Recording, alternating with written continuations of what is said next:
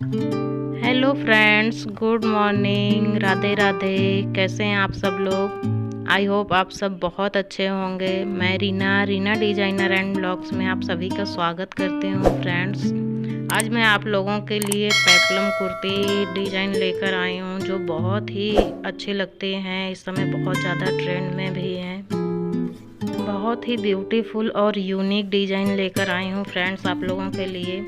आप लोग अपने लिए बनवाइए, अपने बच्चों के लिए बनवाइए। बहुत प्यारे प्यारे डिज़ाइंस लेकर आई हूँ। आई होप आपको मेरा वीडियो ज़रूर पसंद आएगा फ्रेंड्स। पसंद आए तो प्लीज़ लाइक करना, शेयर करना एंड मेरे चैनल पर अगर पहली बार आए हैं तो प्लीज़ सब्सक्राइब करना बिल्कुल भी मत भूलना फ्रेंड्स।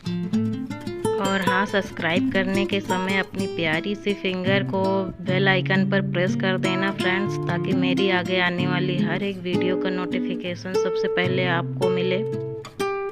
आप तुरंत मेरी वीडियो देख पाएंगे। जैसे ही मैं वीडियो कोई अपलोड करूँगी आपके पास नोटिफिकेशन पहुँच जाएगा फ्रेंड्स। तो आइए आप लोगों को दिखाती हूँ मैंने आप लोगों के लिए कितनी अच्छी ब्यूटीफुल सी पेप्लम कुर्ते की डिज़ाइन शेयर किए हैं फ्रेंड्स। आप लोग कमेंट्स करके ज़रूर बताइएगा कौन सी कुर्ती आपको सबसे अच्छी लगी।